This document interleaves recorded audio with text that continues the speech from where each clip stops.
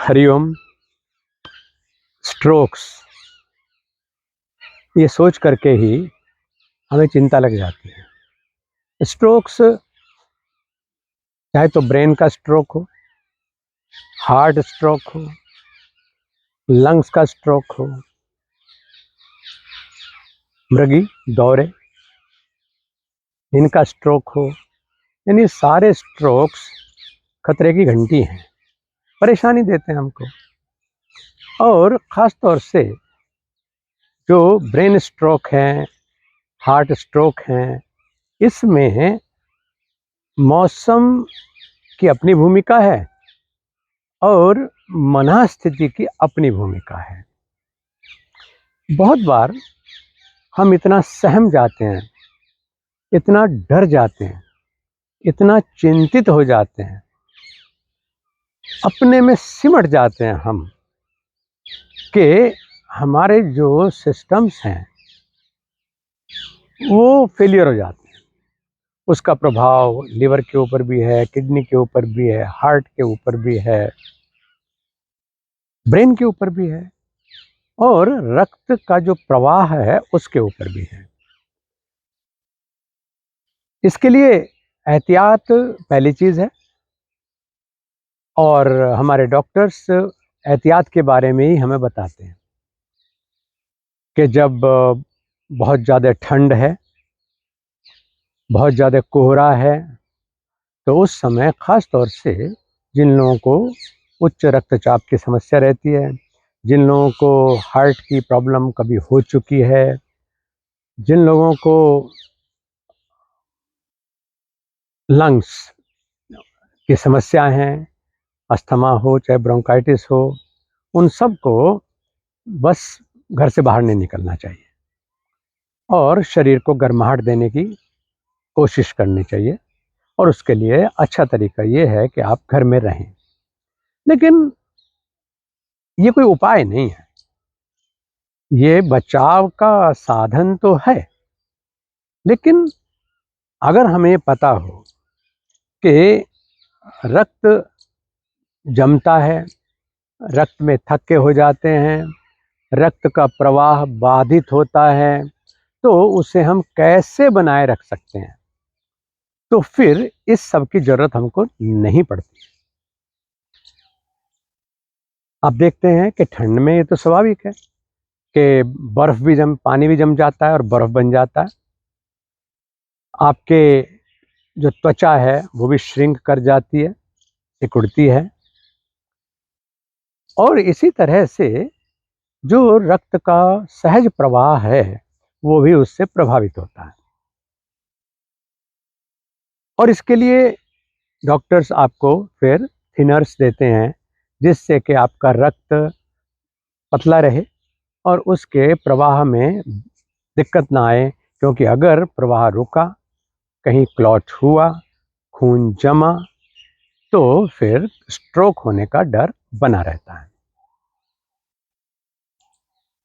हमारा कोई भी चिकित्सा सिस्टम ऐसा नहीं है जो हमें जो स्वाभाविक रहने की पद्धति है उससे विमुख करता हो।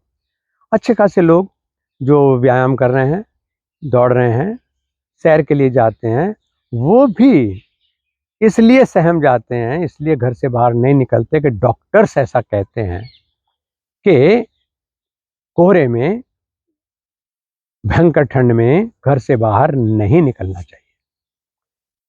डॉक्टर्स के जिम्मे लगा करके बात को वो अपना नुकसान कर बैठते हैं, या कहिए कि जो अच्छा खासा सिस्टम उनका चल रहा था उससे विमुख हो जाते हैं। ये कोई समझदारी नहीं है। डॉक्टर्स उन लोगों के लिए सुझाव दे रहे हैं, मैंने कहा कि वो रक्षात्मक बात हमको करते हैं ताकि आपकी प्राण रक्षा हो, प्राण के ऊपर कोई खतरा ना हो। लेकिन वो ये नहीं कहते कि आप व्यायाम मत करिए, आप प्रकृति के पास ना जाइए। वो बल्कि ये कहते हैं कि ऐसा कुछ व्यायाम करिए जिससे आपको पसीना आए, ऐसा कुछ व्यायाम करिए जिससे आपका रक्त का जो संचार है पूरे शरीर में वो इवन यानी सहज बना रहे, आपकी धमनियों को सिकुड़ने का मौका ना मिले, और रक्त के प्रवाह में अवरोध पैदा न हो। हम उनकी ये बात नहीं सुनते, ना उनकी बात समझना चाहते, बस ये सोचते हैं कि उन्होंने मना कर दिया।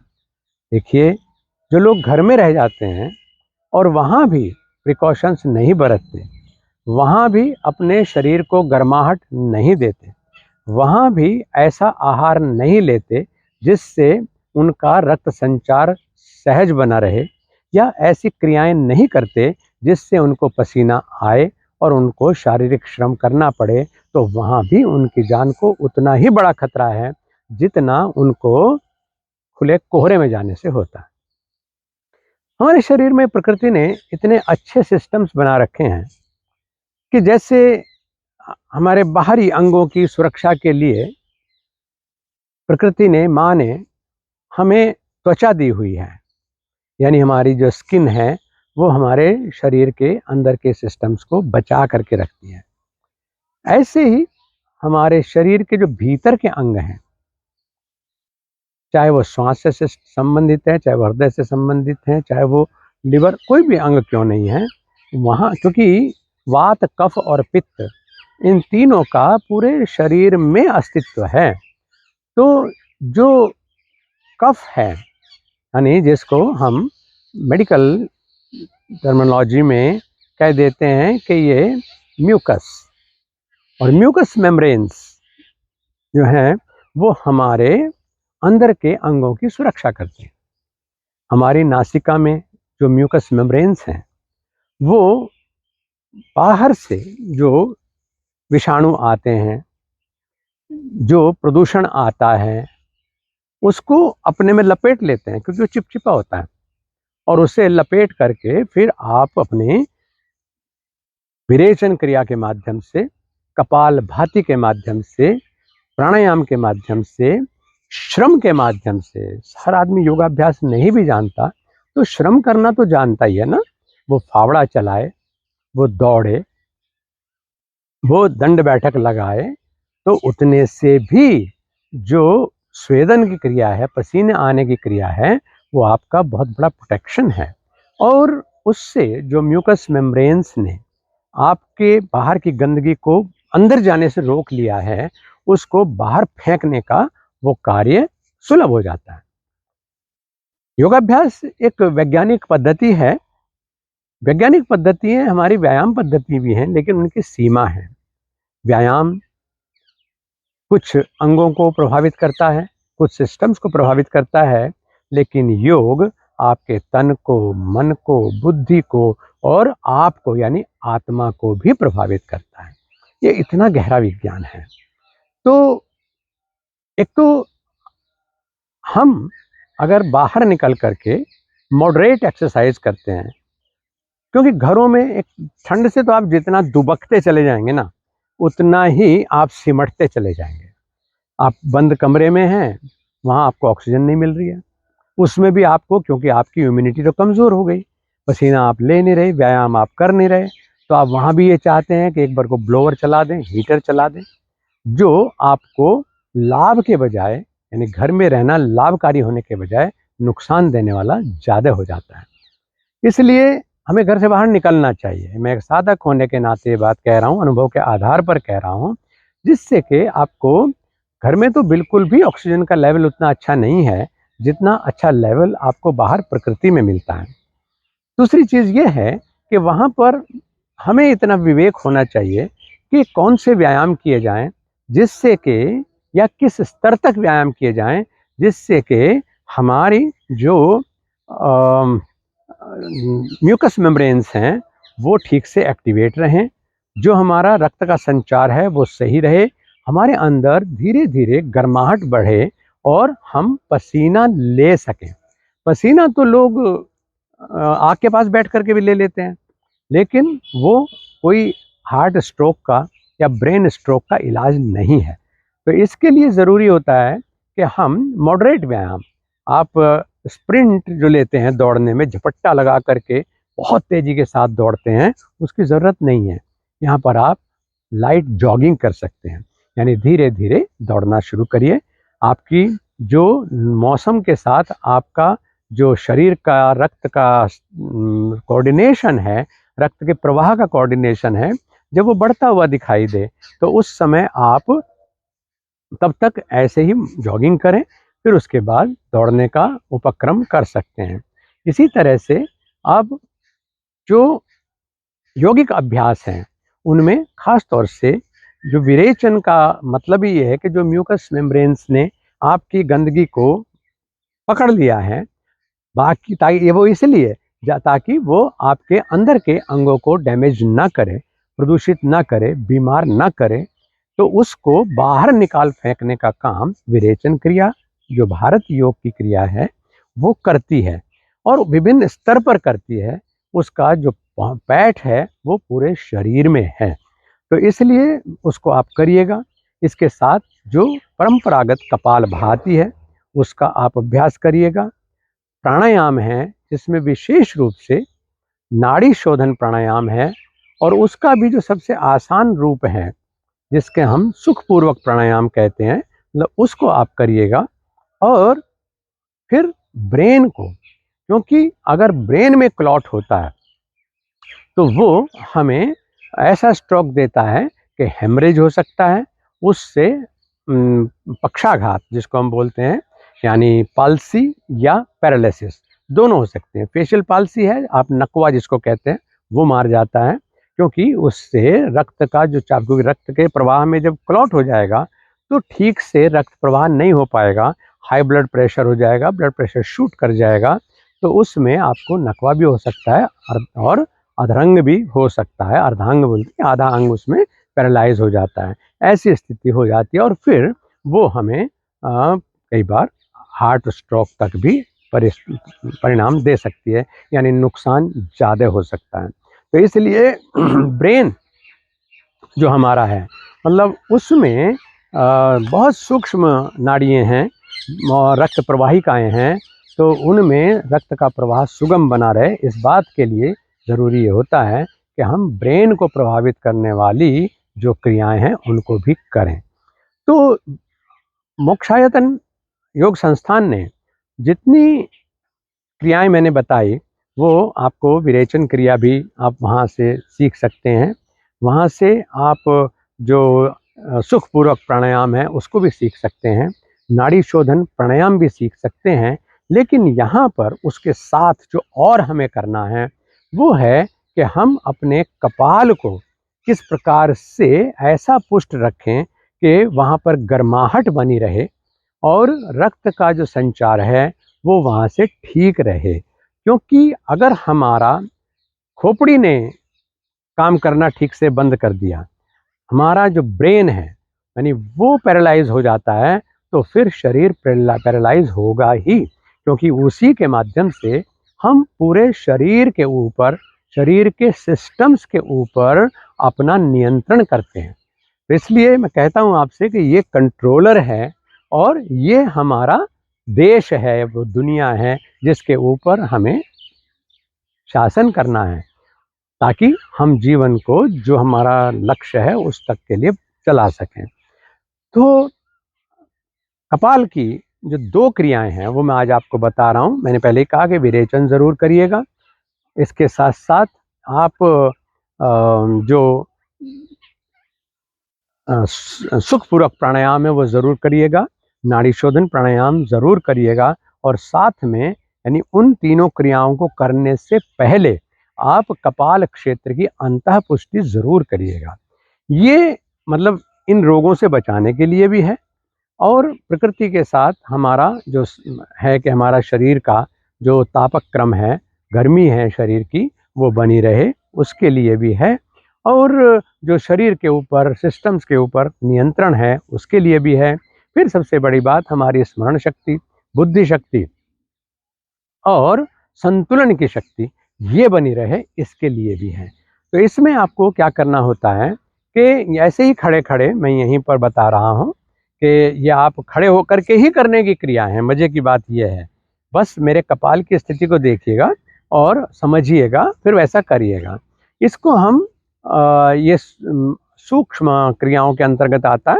यानी एक तो मैक्रो एक्सरसाइजेज हैं जो आप जिम्नेजियम में करते हैं, अखाड़े में करते हैं, और स्पोर्ट्स ग्राउंड में करते हैं, लेकिन ये ऐसी हैं क्रियाएं जो आप अपने घर में खड़े होकर के भी कर सकते हैं, क्योंकि ये कंसंट्रेशन और ऑटो सजेशन पर निर्भर करती हैं। हम लोग बहुत सी चीज़ें जानते हैं, आप भी रोज़ भारत योग की वीडियोस देखते हैं, उसमें बहुत सी चीज़ें आपको पता चल गई हैं। फिर भी कई बार क्या होता है कि जिस समय समस्या आती है तब ये नहीं समझ पाते कि हम ऐसे में क्या करें। यही एक्सपर्ट एडवाइस की महत्ता है कि हम सही समय पर ये याद दिला दें कि यहाँ पर आपको फला क्रिया करनी है। कपाल क्षेत्र की 3 क्रियाएं आपको करनी हैं। जिस रूप में मुझे आप देख रहे हैं बस ऐसा ही समझें कि सीधे खड़े होकर के और सिर को बिल्कुल पीछे ढीला लटका देना है। पहली क्रिया में सिर ढीला लटका देते हैं और जो हमारा ध्यान है, क्योंकि हम ध्यान आँख बंद करके भी कहीं ना कहीं तो रहते हैं, वो ध्यान की अलग प्रक्रियाएं हैं जो मैं इस चैप्टर में नहीं ले रहा हूँ। लेकिन ध्यान का मतलब है कि अपनी होश को, अपने अवेयरनेस को किस जगह केंद्रित करें, इस पर सारी बात निर्भर करती है।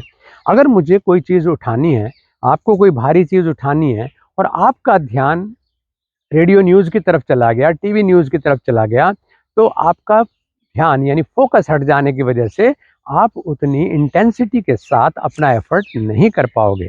तो जिस क्रिया को करते हैं और जहाँ उसका प्रभाव होना है, वहाँ पर हमारा ध्यान यानी हमारी अवेयरनेस होनी ज़रूरी है, ताकि intensity of exercise, intensity of यौगिक क्रियाज जो है वो गहरा जाए और आपको पूरा लाभ मिले। मैंने कहा कि आपके सिर को हमने 5 हिस्सों में बांटा हुआ है, लेकिन यहाँ पर मैं 3 हिस्सों को स्पर्श करूँगा और उससे आपके सारा का सारा जो कपाल क्षेत्र है वो इतना स्वस्थ रहेगा कि आपके शरीर के सिस्टम्स के ऊपर उसका नियंत्रण बहुत अच्छे से बना रहेगा। तो पहली स्थिति में हमारा जो शिखा स्थान है, जहाँ पर पंडित जी की चोटी होती है, यानी आप भी अपने सिर पे हाथ लगाएं तो एक भंवर एक जगह पर बनी हुई है सिर के पिछले हिस्से में। जैसे मैं घूम करके दिखाऊं तो ये जगह जो है ना, चोटी वाली जगह, यहाँ पंडित जी की चोटी है, बस समझिए वहाँ पर ध्यान लगाना है और सिर को ऐसे ही रखे हुए हम पूरी गहराई के साथ और वे प्रेशर के साथ, यानी सांस लंबा भी होना चाहिए और उसके अंदर बल भी लगना चाहिए, यानी वेग भी होना चाहिए।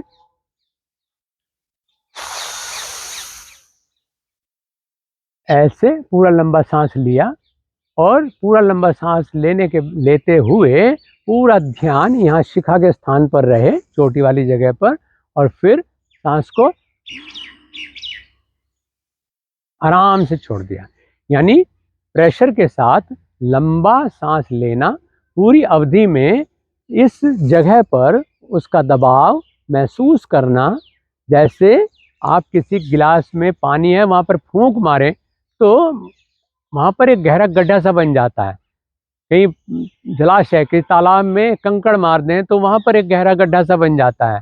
तो इस तरह से, और फिर जब शांत हो जाते हैं तो वो सारी लहरें जो है फिर से फैल करके उसे समतल कर देती हैं।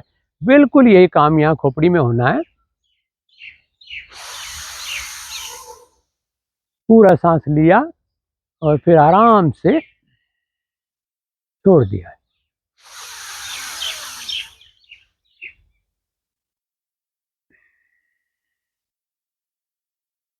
फिर सिर को ढीला छोड़ देते हैं। यानी हमने जब इस क्रिया को किया है तो केवल मैंने 4 सांस लिए, आप इसके 5 से 10 सांस तक केवल लीजिएगा। 5 सांस भी अभ्यास करोगे तो भी पर्याप्त है, और उसके बाद सिर को ढीला छोड़ दीजिए, थोड़ा सा नॉर्मल खड़े हो जाइए। इसके बाद फिर दूसरी स्थिति हम इसमें लेते हैं, जिसमें आपके कद के बराबर दूरी पर सिर को थोड़ा सा झुका लेते हैं आगे। यानी मैं ज़मीन पर जो देख रहा हूँ अपनी हाइट के बराबर लगभग 5.5 फीट की दूरी पर देख रहा हूँ।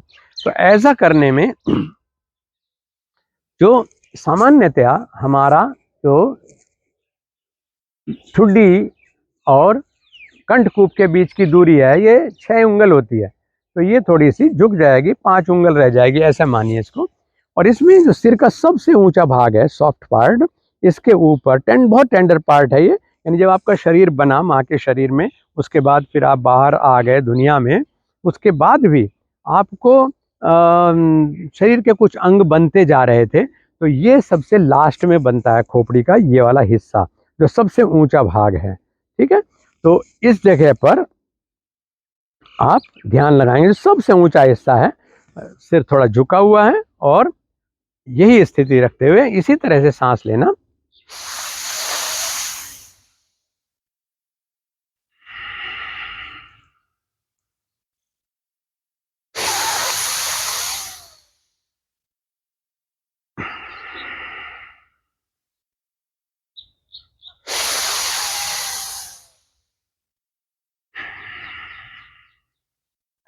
इन सांस का प्रेशरफुल होना जरूरी है, लंबा होना जरूरी है, और इस पूरी अवधि में ध्यान वहीं बना रहेगा। ऐसे 5 सांस लीजिए, उसके बाद फिर थोड़ा सा नॉर्मल हो जाइए, रिलैक्स करिए। तीसरी स्थिति में फिर हम ठुड्डी को गर्दन के इस गड्ढे में लगा देते हैं। जिन लोगों को स्पॉन्डिलाइटिस की प्रॉब्लम हो, तो वो यहाँ लगाने में ज़्यादा प्रेशर ना लगाएं, केवल सिर झुका लेंगे।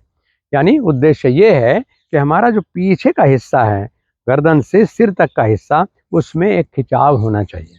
और उस स्थिति के आने के बाद जब अपनी अपनी खोपड़ी पर हाथ लगाएंगे तो नीचे तक चले जाएं, तो खोपड़ी की हड्डी जहाँ खत्म हो रही है, तो सबसे नीचे वाला जो हिस्सा है, वहाँ एक गड्ढा सा है, उस जगह पर अपने आप को, अपनी अवेयरनेस को ले आते हैं। जिस तरह से मैं पीछे घूम के दिखाऊं, तो यानी खोपड़ी है, यहाँ आते आते गर्दन से ऊपर और खोपड़ी के बीच में ये जो एक गहरा स्थान है, इस जगह पर हमें ध्यान लगाना होता है, लेकिन ये ऐसे खिंचा हुआ होता है। मेड्यूला पार्ट है ये आपका, जो मेड्यूला शरीर के संतुलन को बनाए रखने में, यानी संतुलित एक्टिविटी करने में हमारे लिए हेल्पफुल होता है। तो इसको हम ठुड्डी यहाँ लगा करके, और फिर ये यहाँ लगी ही रहेगी, और तब सांस को इसी तरह लेंगे।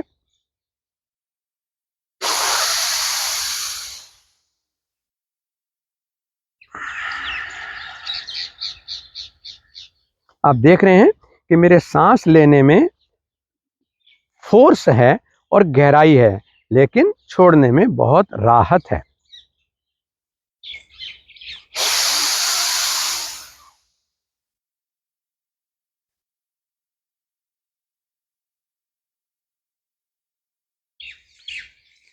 यहाँ भी आपको 5 सांस पर्याप्त हैं। जब लंबा अभ्यास करते रहेंगे तो 5 से 10 सांस तक इसको लेना।